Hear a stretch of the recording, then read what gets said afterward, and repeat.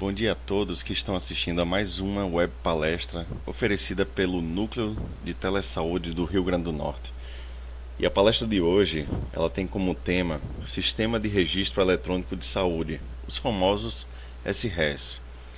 Eu me chamo Bruno Gomes de Araújo, sou professor do Instituto Federal do Rio Grande do Norte e pesquisador do Laboratório de Inovação Tecnológica em Saúde e pesquisador também do Telesaúde. Eu participo do projeto Telesaúde no Rio Grande do Norte desde 2011, que foi a sua implantação aqui no estado. E eu venho participando desde a sua evolução, a criação de novos sistemas, novos serviços, entre outros. E o meu contato é esse que está aí na tela, bruno@lais.ol.frn.br. E para quem quiser me seguir, meu Instagram é o Prof. Bruno Gomes, ok? Qualquer dúvida, pode enviar aí para o meu e-mail sobre a palestra de hoje ou sobre qualquer outra dúvida que venha a surgir sobre o projeto Telesaúde. O meu foco maior no projeto Telesaúde é na parte de teleeducação. Eu trabalho com a parte dos ambientes virtuais e já trabalhei também na parte do teleconsultoria. A palestra de hoje nós vamos falar um pouco sobre os conceitos iniciais dos sistemas de registro eletrônico em saúde. Vamos falar sobre os próprios sistemas, o que são, como surgiu o termo, como eles são tratados atualmente, a questão de certificação. Nós vamos falar sobre alguns SREs populares, bastante utilizados hoje no Brasil. Vamos falar também sobre alguns pontos importantes, caso você queira criar um novo sistema, caso você queira avaliar um novo sistema. Então a gente vai falar sobre indicadores desses sistemas. É algo muitíssimo importante mesmo falar sobre indicadores. Por quê? Porque não adianta você simplesmente chegar e querer desenvolver um sistema, propor o desenvolvimento de um sistema. Você tem que saber o que ele vai lhe dar como retorno. O que um sistema de registro eletrônico em saúde ele precisa informar, o que vai ser importante, qual será o retorno para a sociedade, para os gestores principalmente. Então a gente vai falar um pouco sobre os indicadores dos sistemas de registro eletrônico em saúde. Vamos falar também outro tema muito importante, que são os marcos legais. Vamos falar sobre algumas leis hoje em dia, falar sobre privacidade, como é que funciona no Brasil. Então eu não posso chegar e propor qualquer tipo de sistema. Então eu tenho que observar algumas leis, regimentos, alguns marcos legais que vão, certo, embasar todo o desenvolvimento e a criação desse sistema de registro eletrônico em saúde. Então é importante a gente conhecer quais são os marcos legais hoje no Brasil. E desses marcos legais a gente vai falar um pouco antes na parte de certificação.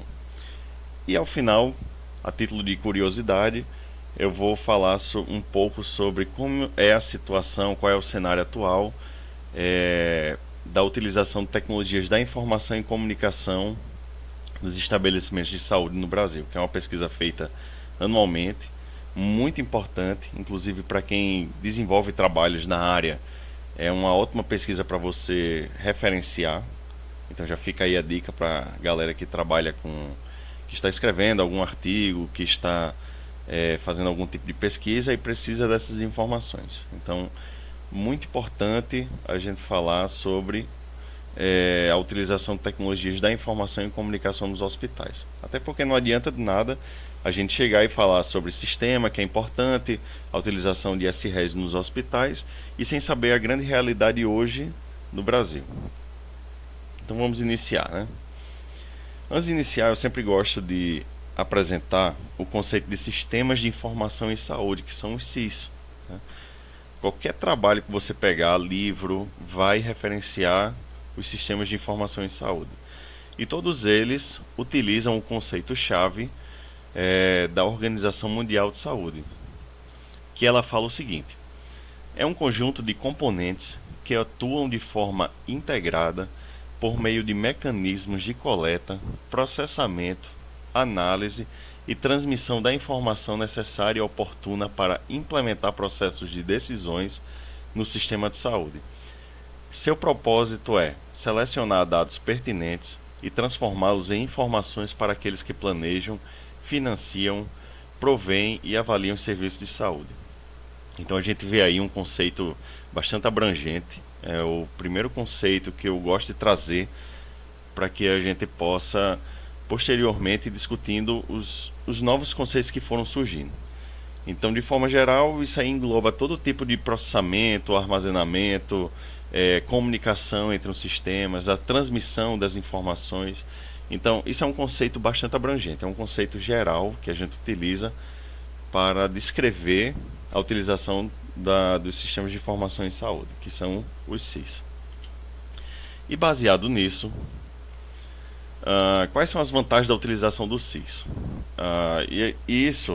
Essas vantagens, elas refletem justamente a solução de alguns problemas que profissionais de saúde eles enfrentam.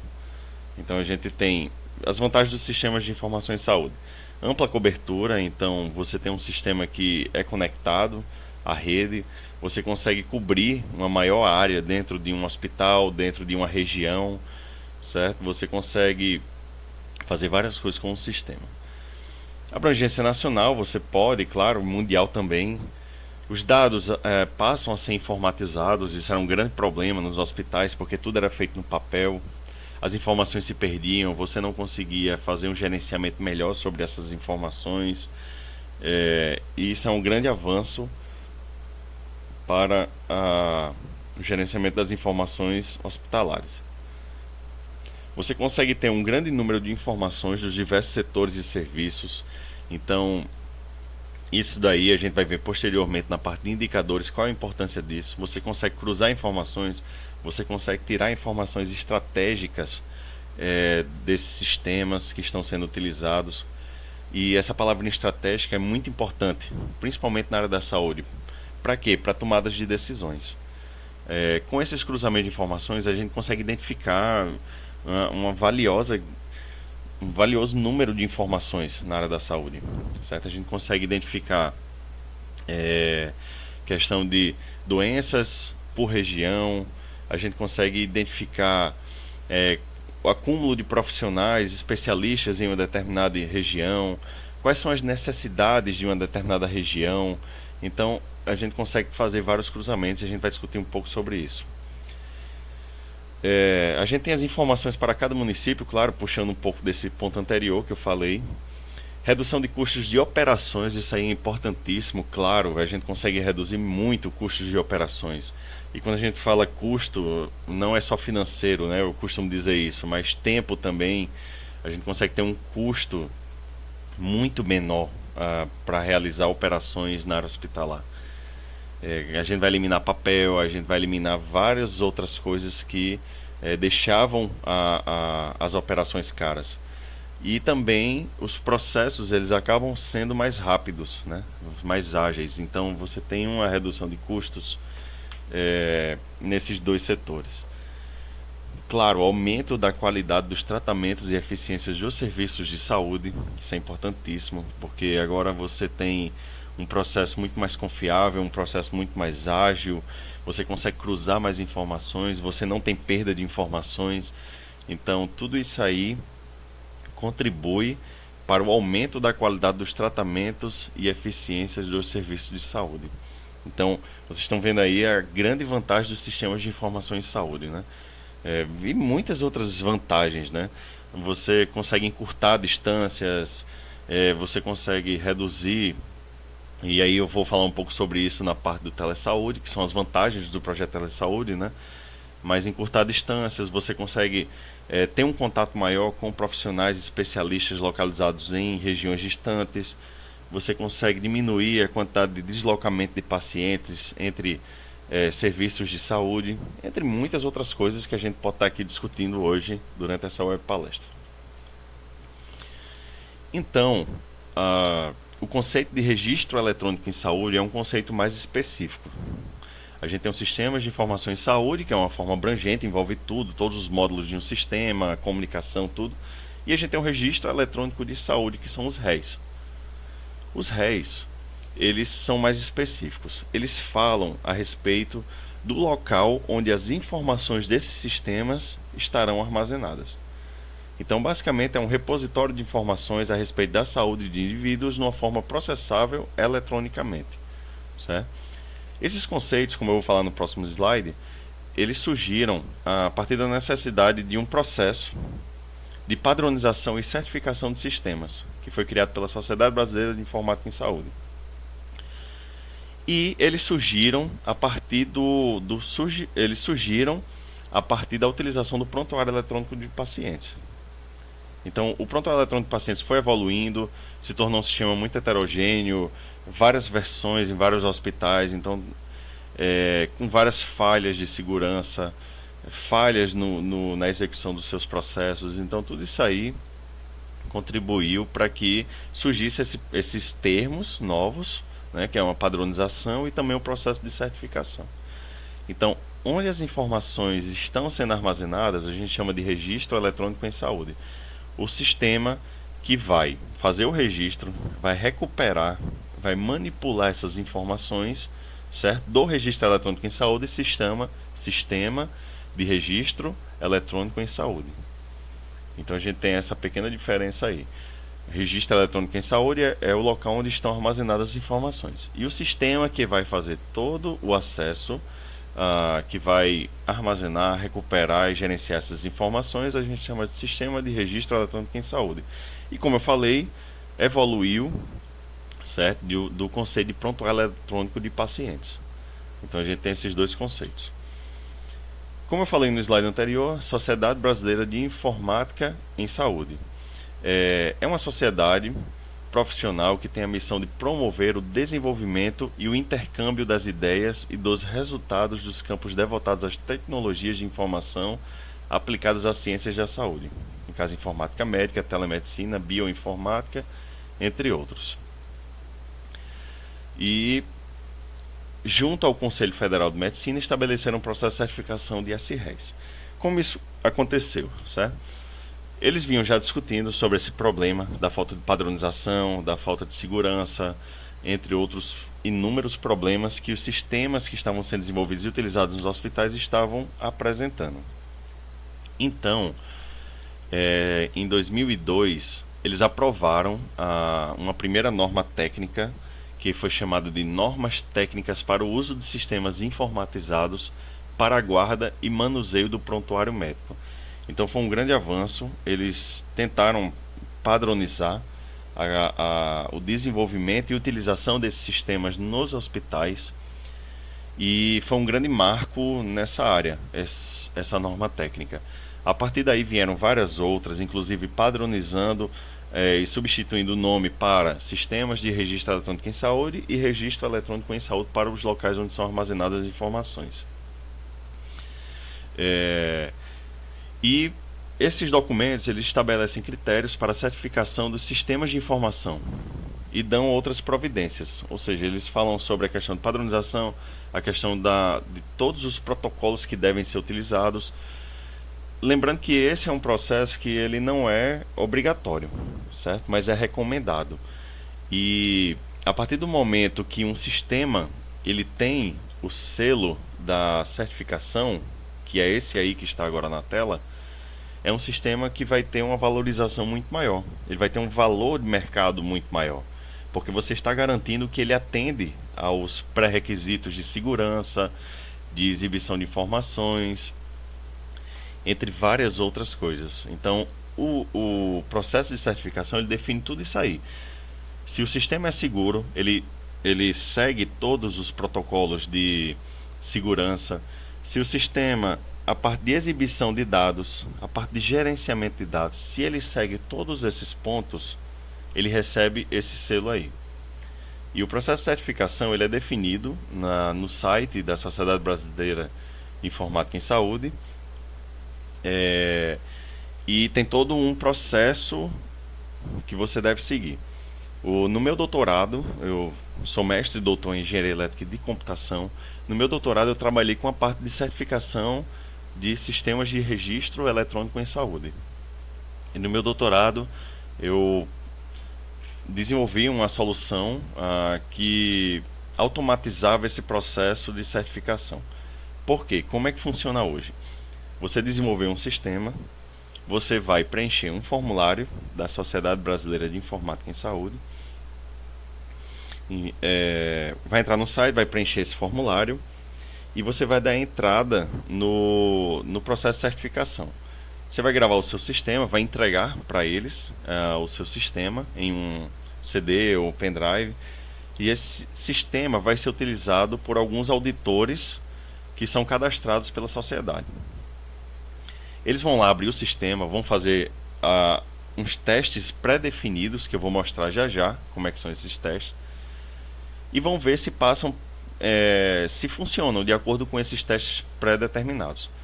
Se o sistema conseguir finalizar todos os processos, e aí sim são 3 auditores que vão fazer isso, se todos os 3 aprovarem, o seu sistema vai receber o certificado de certificação.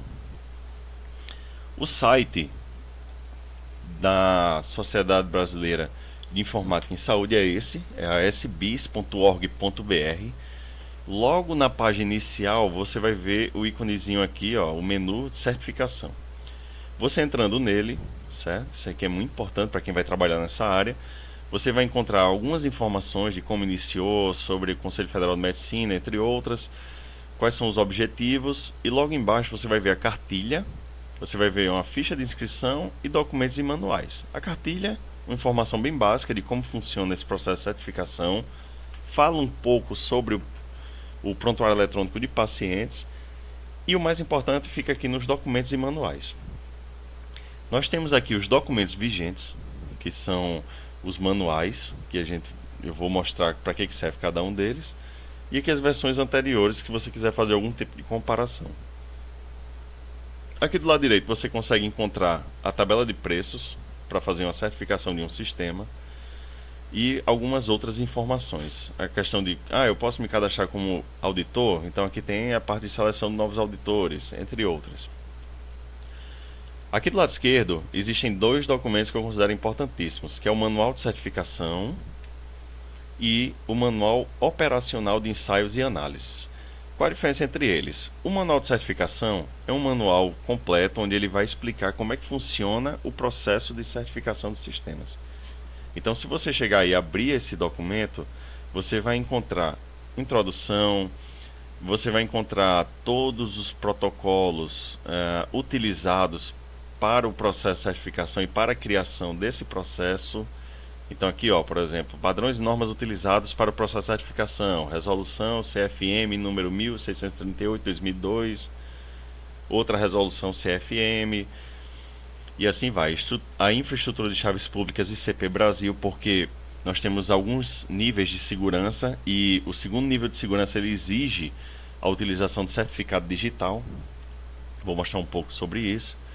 Os cadastros nacionais em saúde, portarias do Ministério da Saúde, os padrões TIS e TUS, ISO TC 215, enfim, ele vai mostrar aqui todos os padrões utilizados, internacionais e nacionais, para a criação do processo de certificação. Ele define alguns itens técnicos, fala sobre os princípios da imparcialidade, competência, responsabilidade, transparência, confidencialidade, capacidade de respostas e reclamações, entre outras coisas. E a parte mais importante, que é a certificação, que eu vou falar nos slides, certo? Então, esse é o manual que ele vai falar de forma geral. Aqui no Manual Operacional de Ensaios e Análises para a Certificação de Sistemas de Registro Eletrônico em Saúde, ele vai falar quais são os testes que eles vão realizar no seu sistema. Então você já pode, certo? Se prevenir e você mesmo realizar esses testes. Então aqui embaixo ele vai falar um pouco sobre isso, como é que funciona, tal, quais são os usuários que vão ser cadastrados, que devem estar cadastrados, algumas informações gerais sobre as doenças, entre outras coisas. E aqui ele vai falar, certo? Os passos que os auditores vão realizar. Então está tudo aqui descrito, bem detalhado, tudo que ele vai fazer. Por exemplo, proteção dos registros de auditoria. Efetuar login no sistema de registro eletrônico em saúde com papel, perfil de administrador e acessar as telas de funções pertinentes à auditoria. Efetuar login com o papel, perfil de auditor e repetir o processo. Nas telas de pesquisa, visualizar trilhas, tentar remover ou alterar seu conteúdo. Viram que ele descreve detalhadamente, não tem erro, descreve detalhadamente o que é que o auditor ele vai fazer, os auditores vão fazer no seu sistema. Então, além de ter um manual dizendo quais são as regras, vou voltar aqui para o manual e vou descer para as regras, está logo aqui embaixo. Além de ele descrever quais são as regras do seu sistema que ele deve seguir, estão aqui, certo? Você também tem um manual operacional de ensaios, que é o que ele vai fazer no seu sistema, certo? Então está aí bem detalhado o que os auditores vão fazer. Então esse é o processo de certificação. Nós temos dois tipos de sistemas de registro eletrônico em saúde, que é o que o manual ele define. A gente tem o básica, certo? Sistemas básicos, e de ambulatorial. O básica são voltados à assistência à saúde de indivíduos, de forma básica e genérica, tais como automação de consultórios clínicos, atendimento ambulatorial, unidades básicas de saúde, atendimento e ou internação hospitalar, pronto atendimento, saúde ocupacional, clínicas de imunização, home care, serviços de diagnóstico e terapia, entre outros. Então, essa é a categoria básica. A ambulatorial são sistemas de registro eletrônico em saúde voltados para a assistência ambulatorial, tais como automação de consultórios clínicos, clínicas, unidades básicas de saúde, assim como a parte ambulatorial de sistemas hospitalares ou de sistemas integrados de informação em saúde. Então essa é a diferença básica, e quando você submete o seu sistema, você tem que descrever qual é a categoria que se enquadra o seu sistema de registro eletrônico em saúde, ok? Os requisitos de segurança, que eu falei um pouco, que eles definem como requisitos de segurança, são os critérios que seu sistema deve seguir. E a gente tem dois tipos. O NGS1, certo? Que é o nível de garantia de segurança 1, é quando o seu sistema ele não é 100% eletrônico, você ainda tem alguns processos em papéis, e como a própria definição aqui fala, define uma série de requisitos obrigatórios de segurança, tais como controle de versão de software, controle de acesso e autenticação, disponibilidade, comunicação remota, auditoria e documentação. Já o 2, o seu sistema é 100% eletrônico. Tudo vai ser utilizado de forma eletrônica. Então ele vai exigir a utilização de certificados digitais do ICP Brasil para os processos de assinatura e autenticação. Então, além de tudo isso, você tem que tirar o certificado digital para o seu sistema, e ele deve ser utilizado utilizando esses certificados digitais para autenticação, exibição de dados, armazenamento, entre outras coisas. Então, esses são os dois requisitos de segurança que o seu sistema ele deve seguir. Aqui tem um exemplo de os requisitos de segurança, o nível de garantia de segurança 102, que é a identificação e autenticação de pessoas. Então ele fala o seguinte: todo usuário do sistema de registro eletrônico em saúde deve ser identificado e autenticado antes de qualquer acesso a dados ou funcionalidades do sistema. Do lado direito ele fala que se o sistema for local deve ser obrigatório, que é o mandatório, e o remoto também é obrigatório. Então tudo isso aí vem detalhado, você pode pesquisar, eu já mostrei onde você consegue acessar essas informações, certo? Para que você possa desenvolver o seu sistema já prevendo esses requisitos de segurança. Nós temos aqui um outro exemplo, né? Por exemplo, método de autenticação de pessoa. Utilizar em todos os processos autenticação de pessoa, no mínimo um dos seguintes métodos de autenticação de pessoa: digitação de um nome de usuário e senha secreta de acesso, certificação digital e senha PIN, validação biométrica ou uma combinação dos métodos acima, certo? Então, ele vai descrevendo essas informações. Vamos falar um pouco sobre alguns sistemas de registro eletrônico utilizados no Brasil. E para começar, claro, nós vamos falar sobre o prontuário de pacientes. O eletrônico, na verdade. Mas antes eu gostaria de falar por que ele se tornou eletrônico, né? A palavra prontuário, ela deriva deste latim e significa lugar onde se guarda aquilo que deve estar à mão, o que deve ser necessário a qualquer momento, o que pode ser necessário a qualquer momento. É um conjunto de documentos padronizados, ordenados e concisos, onde devem ser registrados todos os cuidados médicos prestados aos pacientes, assim como aos documentos pertinentes a essa assistência. O prontuário atesta o atendimento médico a uma pessoa numa instituição de assistência médica ou num consultório médico. Então, estamos vendo que o prontuário eletrônico, o prontuário de pacientes é um conceito muito importante e é utilizado nos próprios hospitais. E a gente olhando como era feito antigamente, existem alguns locais, alguns serviços de saúde que ainda utilizam. Olha só para essas duas figuras, né? Então, olhando para um prontuário de pacientes de papel e o local onde são guardados, quais as vantagens e desvantagens de utilizá-lo? E aí pense um pouco. Olhando para esses papéis, para essas duas figuras, quais são as desvantagens, certo? E vantagens de utilizar um prontuário em papel? Eu acho que fica até difícil a gente listar vantagens, né? A gente só consegue listar desvantagens. De cara a gente já consegue ver aí na esquerda uma figura com um prontuário cheio de borrão, você não consegue identificar, super ilegível a letra do médico ou das pessoas que escreveram isso aí, os profissionais. Do lado direito a gente consegue ver aí uma completa falta de organização para você encontrar um prontuário de um determinado paciente nesse meio aí, como é que fica, né?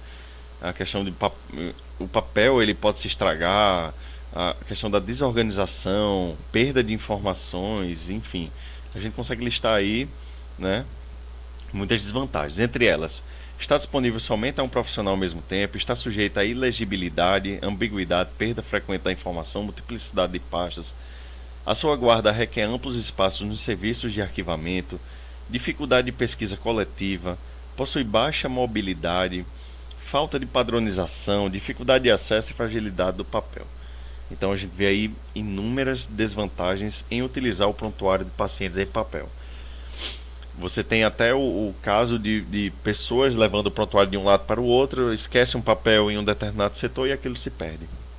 Isso é muito grave, ocasiona muito erros médicos e assim por diante. Então surgiu o conceito de prontuário eletrônico de pacientes. A informação é toda mantida eletronicamente sobre o estado de saúde, o histórico do indivíduo. É considerada a principal ferramenta de tecnologia da informação e comunicação que o médico precisa ou precisará lidar nas suas atividades diárias. Então a gente já consegue ver aí de cara várias vantagens que um prontuário eletrônico de pacientes tem em relação ao prontuário em papel. Então a gente tem fácil acesso às informações, disponibilidade, legibilidade, agilidade no atendimento, facilidade para pesquisas coletivas, segurança, economia de espaço físico. Então tudo isso aí a gente ganhamos ao utilizar um prontuário eletrônico de pacientes. E de cara a gente já consegue ver todo esse diferencial entre utilizar um eletrônico e um em papel, né? É muito mais rápido o atendimento, o médico ele pode ir lá, acessar o sistema e já puxar o histórico dos pacientes, ver quais são as alergias, tudo que o paciente já passou, através do prontuário eletrônico de pacientes. A informação ainda mais vantagens, né? Está mais disponível e atualizada, onde e quando o médico precisa, os resultados de exames laboratoriais ou de imagens estão também disponíveis para consulta, os dados provenientes do registro eletrônico podem também ser utilizados para pesquisas históricas, sociológicas e arquivísticas. Que aí essas pesquisas, certo? Elas têm um pouco dos indicadores que eu vou falar lá na frente. Os dados recuperados do prontuário fazem parte de uma coleção de documentos que devem ser preservados como patrimônio cultural, pois estes representam a saúde de grupos sociais pertencentes a uma sociedade e a uma região. Então, vejam aí a grande importância, né, de você trabalhar um prontuário. E mais, você está trabalhando com dados sensíveis. Então, os critérios de segurança que você deve utilizar devem ser altíssimos. porque você está trabalhando com dados sensíveis de pacientes. E isso não pode vazar, e a gente vai ver um pouco sobre isso quando eu falar sobre os marcos legais. Outro, claro, não poderia deixar de falar sobre o Telesaúde, né? O Programa Nacional Telesaúde Brasil Redes iniciou em 2007 e, como forma geral, ele busca melhorar a qualidade do atendimento nas redes de atenção à saúde, que são os RAS, no Sistema Único de Saúde, atuando como retaguarda assistencial e educacional, por meio de ferramentas de tecnologias da informação e comunicação, garantindo a promoção da educação permanente aos trabalhadores de saúde. Então, a gente vê aí algumas palavrinhas-chave, né? Como, por exemplo, promoção da educação e retaguarda assistencial. Eu considero essas duas palavrinhas, assistencial e educacional, como as palavras-chave do projeto Telesaúde. Inclusive, quando eu fui convidado para escrever o curso autoinstrucional em Telesaúde, que foi um curso solicitado pelo Ministério da Saúde, nível nacional, frisamos bem essas duas palavrinhas, que é a parte assistencial e educacional. Tudo o que é desenvolvido dentro do Telesaúde tem, certo? Esses objetivos, assistencial e educacional. E tudo no Telesaúde deve ser voltado a todos os trabalhadores de saúde, ok? Então, o Programa Nacional Telesaúde Brasil Rede tem esses objetivos. E aí, melhoria na qualidade do atendimento, ampliação do escopo de ações ofertadas pelas equipes de saúde, mudança das práticas da atenção, reorganização do processo do trabalho, promover a inclusão digital dos profissionais de saúde, qualificar o acesso à atenção especializada, ajudar na fixação dos profissionais de saúde nas áreas remotas, reduzir custos com deslocamentos desnecessários. Vejam que alguns objetivos que eu citei agora, conseguimos meio que cruzar com os anteriores do CIS, né? Então, o Telesaúde ele tem todos esses objetivos com a utilização de sistemas e tecnologia da informação e comunicação. Hoje no Brasil, né, só falando um pouco sobre o Telesaúde, nós temos aí um mapa com o Brasil praticamente quase completo de núcleos em funcionamento. Esses dados já estão bem mais atualizados. Nós temos muito mais municípios cobertos, pontos implantados e um total de teleconsultorias realizadas, certo? Todas essas informações aí já estão atualizadas. Então a gente já consegue ver que o Brasil inteiro ele já utiliza o Telesaúde. E na pesquisa que eu vou mostrar ao final da web palestra, mostra que os serviços de telesaúde estão sendo utilizados pelos serviços de saúde no Brasil. Aqui no Rio Grande do Norte, né, a gente tem, eu acredito que já temos mais de 103 municípios cobertos, 461 pontos implantados e 14 em implantação. E está aí o mapa mostrando quase todo o estado também coberto. As ações do Telesaúde, basicamente temos 4 ações. Claro que podemos ter outros sistemas desenvolvidos através do Telesaúde, mas os pilares são teleconsultoria, o teleeducação, o telediagnóstico e a segunda opinião formativa. E eu vou falar um pouco aqui sobre o teleconsultoria e o teleeducação. O teleconsultoria, não vou entrar também em detalhes, né, porque serão temas de outras web palestras, mas o teleconsultoria, ele é um sistema onde um trabalhador de saúde que está localizado em um serviço de saúde, ele vai consultar um especialista, que é o teleconsultor, sobre qualquer tipo de dúvida que ele tiver sobre o seu trabalho. Então, se ele tiver uma dúvida sobre quais são os efeitos colaterais que uma determinada vacina pode ocasionar, isso um enfermeiro, por exemplo, ele vai lá, abre o teleconsultoria, descreve a sua dúvida e submete. Essa dúvida vai até um teleregulador, que é esse segundo passo. O teleregulador vai ver que tipo de dúvida foi essa, se enquadra como uma teleconsultoria ou não, e pode retornar através de uma avaliação. Se ela se enquadrar como uma teleconsultoria, ele vai encaminhar para o especialista, que é o teleconsultor, que vai responder essa dúvida. E esse teleconsultor vai responder a dúvida do solicitante. E aí, detalhe, hoje os serviços ofertados pelo teleconsultoria no Brasil podem ser feitos através de dispositivos móveis, computadores e 0800 telefone, que é ofertado pelo Rio Grande do Sul, o núcleo de lá. A gente tem o teleeducação, que o teleeducação, a gente tem o trabalhador de saúde, onde eles, através de uma necessidade, ele vai acessar e participar de cursos, web aulas, web palestras, web seminários, fóruns de discussão, reunião de matriciamento, e existe o facilitador de aprendizagem, que é quem vai ofertar essas atividades, que no caso sou eu, aqui hoje ofertando essa web palestra.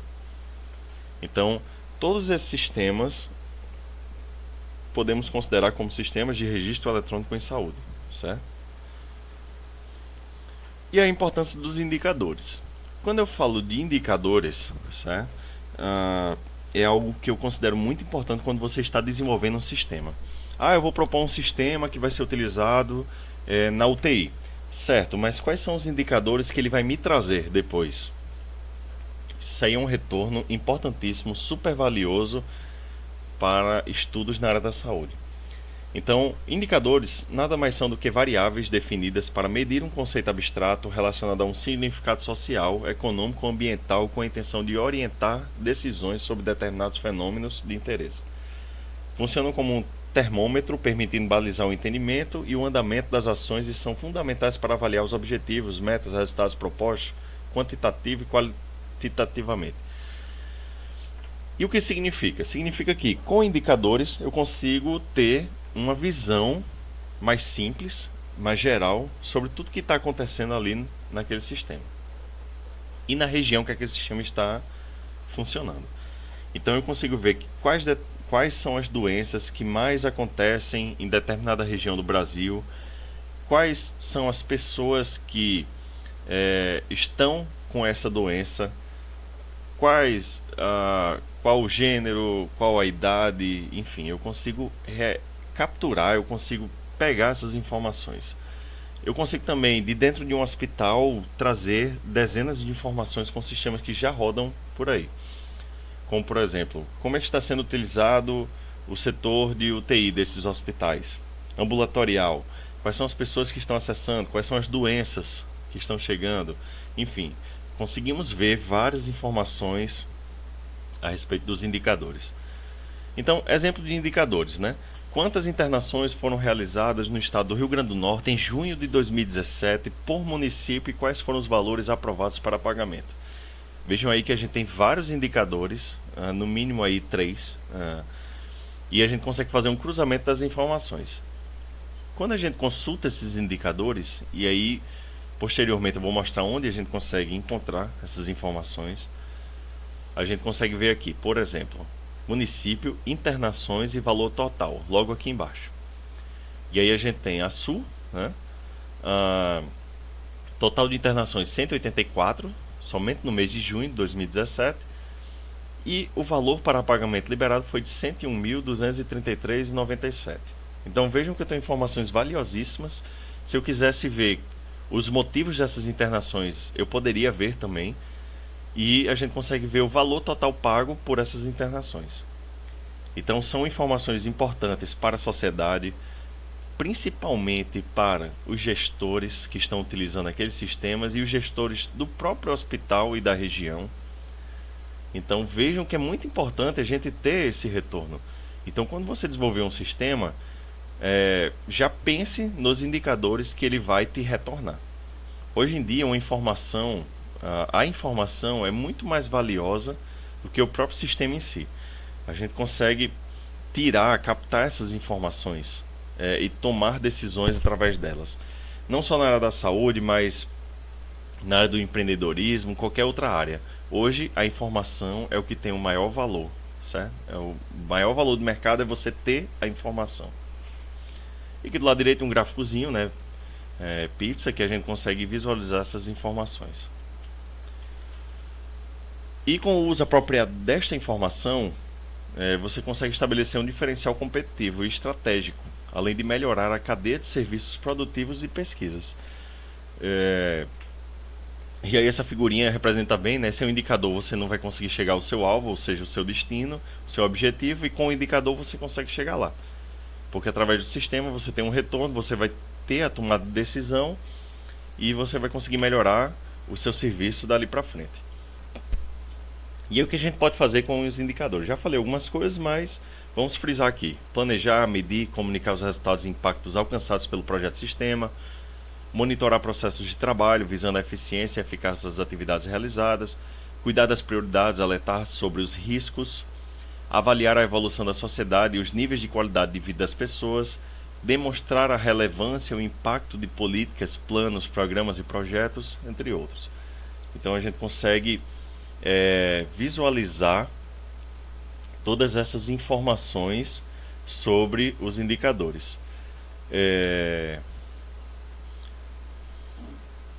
E o DataSUS ele disponibiliza vários indicadores e é possível acessá-los e combiná-los através de um tabulador genérico de domínio público. E como é que eu acesso esses tabuladores, né, que muita gente não sabe? Através do site datasus.saude.gov.br, você vai entrar nesse site. Logo no menu superior tem acesso à informação, certo? Tá aqui. Você depois vai em informações de saúde, que é o Tabnet, e você consegue encontrar aqui as informações. Aquela tabela e o gráficozinho que eu mostrei há alguns slides atrás, eu tirei daqui. Você vai entrar aqui, vai seguindo passo a passo. Por exemplo, eu quero as internações, eu quero o pagamento para as internações, e você vai só marcando, avançando, e ao final ele vai gerar essa tabela para você. Você pode exportar essa tabela como planilha e pode acrescentar e fazer novos estudos no seu trabalho, certo? Os indicadores eles devem seguir algumas propriedades, como confiabilidade da informação, que é utilizar fontes confiáveis, utilizar metodologia de coleta adequada e sempre identificar a origem dos dados, certo? Quando eu falo origem dos dados, e aí o DataSUS ele já disponibiliza aqui a questão da origem dos dados. Por exemplo, indicadores de saúde vem do IDB, cadernos de saúde e pactuação. Assistência à saúde vem dos sistemas hospitalares, ambulatoriais, imunizações, atenção básica e vigilância nutricional, entre outros. Então, rede assistencial, Cadastro Nacional de Estabelecimento de Saúde. Então, a gente consegue ver aí a origem dos dados. E toda vez que você pesquisa, ele mostra lá de onde é que estão vindo essas informações. Os indicadores precisam ter comunicabilidade, certo? Tem que utilizar um método prático e claro para comunicar os dados. Devem ter disponibilidade e periodicidade, claro, porque você perde a confiança no dado desatualizado. Então, escolha uns dados que sejam de fácil coleta, atualização e baixo custo.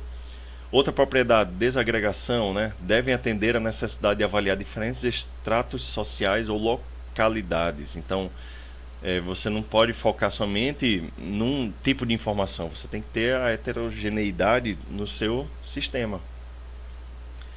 Especificidade com sensibilidade, né? Então eles não devem ser também tão amplos nem tão específicos. Vocês viram lá que é muito fácil pesquisar aquela informação que eu coloquei, porque eles não são tão amplos nem tão específicos, né? Você consegue captar, você consegue cruzar informações e ver a maioria das variações.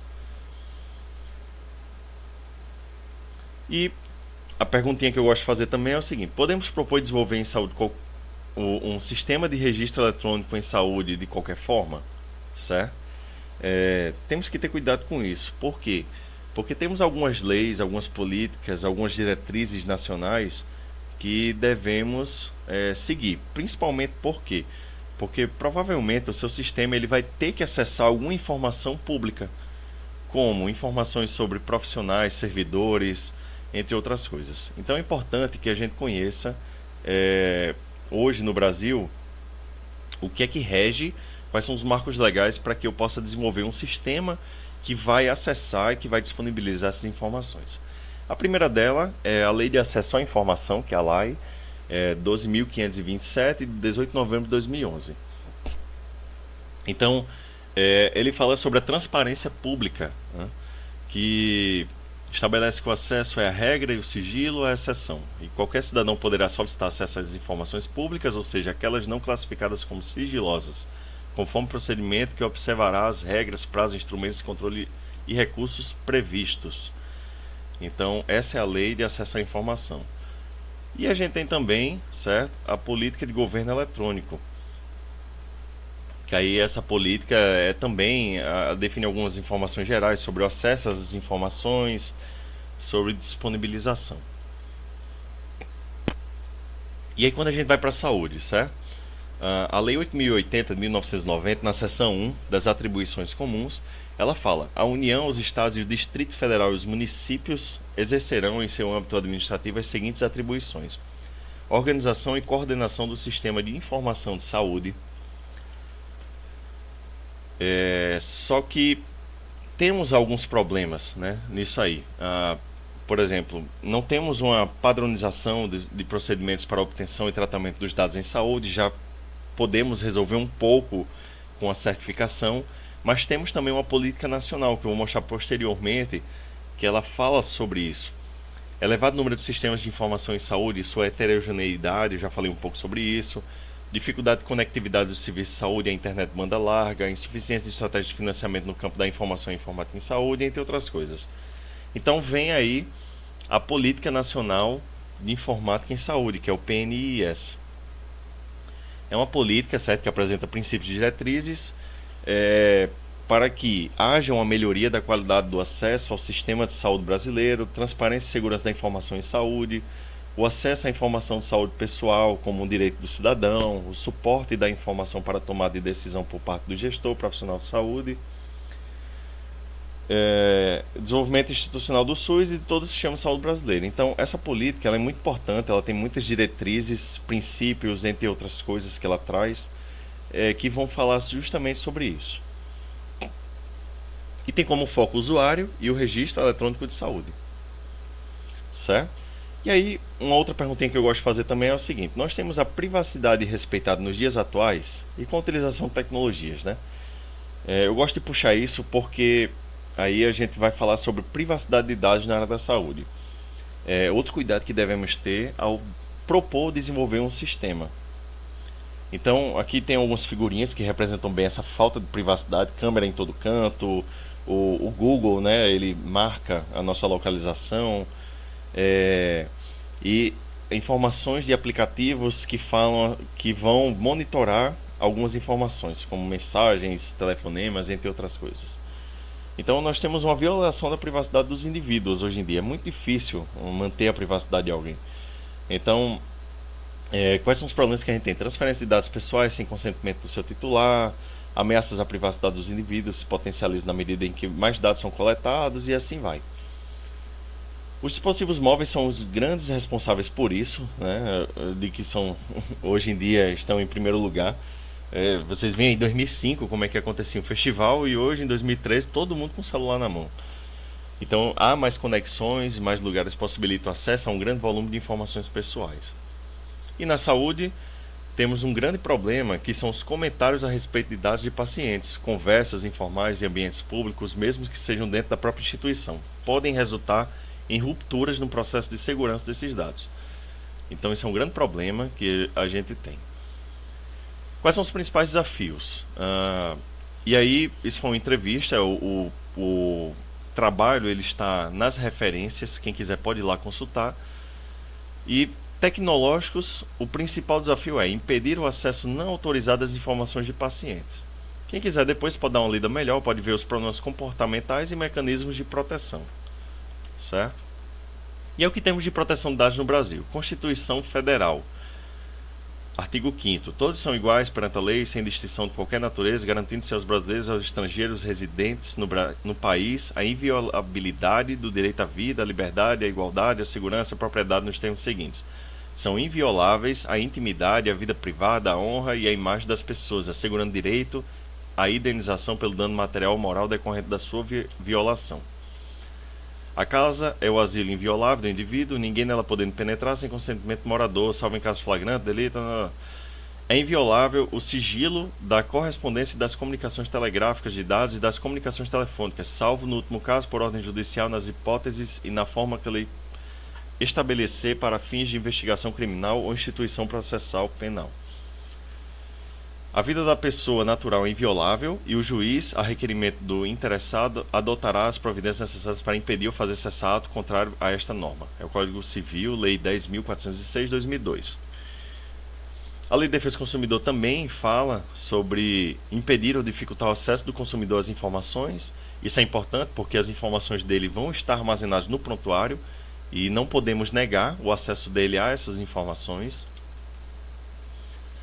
O Código Penal, Lei 2848/1940, fala sobre o segredo profissional, revelar alguém sem justa causa, segredo de que tem ciência em razão de função, ministério, ofício ou profissão e cuja revelação possa produzir dano a outrem. O Código de Ética Médica, o CEM, né, muito importante.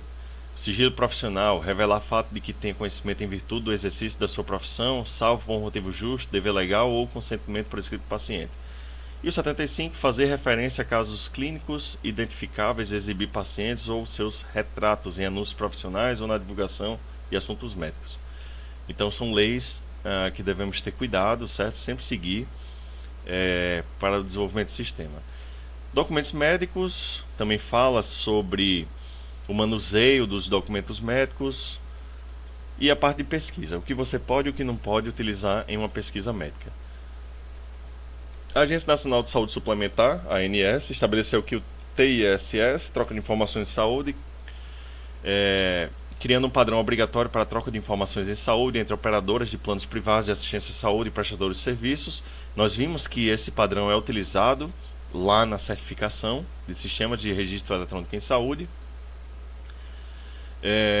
Temos a Portaria 2073 de 2011, que fala sobre os padrões de interoperabilidade e segurança nos sistemas. A Resolução CFM, do Conselho Federal de Medicina, número 1638 de 2002, que fala sobre prontuário médico, seu manuseio e a questão de segurança das informações. As normas ISO TC 215, que é que fala sobre os REIs e os SREIs.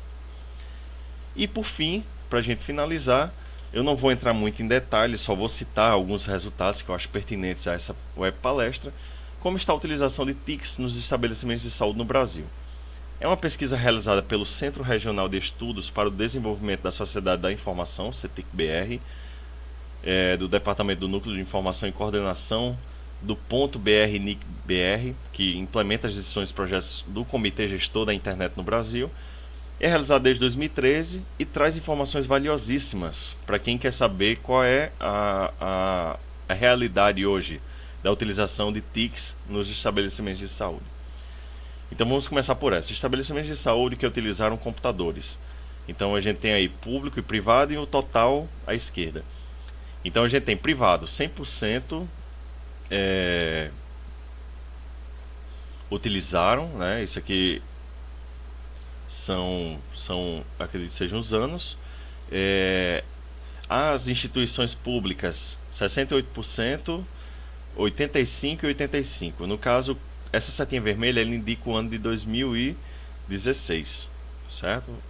A segunda 2015 e a primeira 2014. Então a gente tem um grande avanço aí, um crescimento da utilização das computadores. Na tabelinha da direita a gente tem a questão da internet, que cai um pouco mais, né? A pública, 74% hoje utilizam internet e nas privadas 99%. E aí a gente tem algumas informações, estabelecimentos de saúde sem internação, com internação, para fazer uma comparação aí da utilização da internet. A gente tem as velocidades para download da conexão mais utilizadas, também não são dados muito ruins.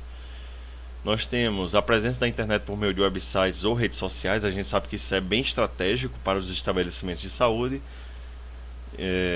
Temos aqui a presença na internet por meio de website ou redes sociais. E aí, importantíssimo aqui, forma de manutenção das informações dos pacientes. Então, em formato eletrônico. No privado, a gente tem aí apenas em formato eletrônico 22%. Parte em papel e parte em formato eletrônico 66%, é um número bastante animador, e apenas em papel 11%. Na esfera pública, a gente tem 10% somente em formato eletrônico, 52% parte papel em parte eletrônico e 38% apenas em papel. Ou seja, no total a gente tem 16% eletrônico e 59% parte em papel, parte em formato eletrônico. E aí, tipo de dados disponível eletronicamente, quando se utiliza o sistema. A gente tem os dados cadastrais, 78%, histórico de anotações clínicas sobre atendimento, 53%, resultado de exames laboratoriais, 50%, e assim vai. O pior deles, imagens de exames radiológicos, que é o 20%. Eles não mantêm eletronicamente. Serviços de telesaúde disponíveis. Então a gente tem interação que não ocorre em tempo real, como e-mail, como por exemplo e-mail. Então no público 60%, no privado 64%. A interação em tempo real 25% no público, privado 15%. E entre outras coisas, educação à distância, atividades de pesquisa à distância, monitoramento remoto de pacientes, entre outros. E aqui uma diferença entre os serviços de telesaúde disponíveis na capital e no interior. São números bem próximos, e no interior ele acaba sendo melhor do que na própria capital. O acesso a tecnologias, né? Disponibilidade de computador no estabelecimento, acesso à internet no estabelecimento e a rede interna. Então são números bem animadores aí por médicos e enfermeiros, a sua utilização. E aqui a gente tem uma pesquisa que foi feita sobre os impactos percebidos com relação ao uso de sistemas eletrônicos médicos. Nós temos aí a porcentagem informada de quem concorda, não concorda, nem discorda, não sabe ou não respondeu. E a primeira delas, melhoria na eficiência dos processos de trabalho. 93% concorda plenamente, certo? Maior eficiência nos atendimentos, 90%. Então são números bem grandes, bem legal para a utilização das TICs. Agora, maior aderência dos pacientes ao tratamento, 45% concorda, 28% não concorda nem discorda e 26% discorda, certo? Então isso aí é um dado que deve ser estudado porque responderam dessa forma. Impactos percebidos com relação ao uso de sistemas eletrônicos pelos enfermeiros. Aquela pesquisa anterior, voltando, é dos médicos, e agora enfermeiros. Os enfermeiros são bem mais otimistas em relação à utilização dos sistemas eletrônicos, como podemos ver aí. E aqui são as barreiras para a implantação desses sistemas eletrônicos, né, pelos gestores, médicos e enfermeiros. Então quem quiser depois pode consultar aí aqui a porcentagem daqueles que acham, por exemplo, falta de recursos financeiros para investimento em tecnologias. Gestores, 80% acham que esse é uma grande barreira, médicos 93% e enfermeiros 93%. E assim por diante. E aí destaques na pesquisa 2016, né? Melhoria na infraestrutura e gestão de TIC, um grande aumento na utilização de registro eletrônico em saúde, as funcionalidades eletrônicas, né? Acabou que não houve um crescimento significativo, e a parte do telesaúde continua se destacando, ou seja, o grande aumento é nessa parte do telesaúde, na utilização de sistemas de telesaúde, e os profissionais estão se qualificando cada vez mais para utilizar, certo, esses sistemas. Isso é muito animador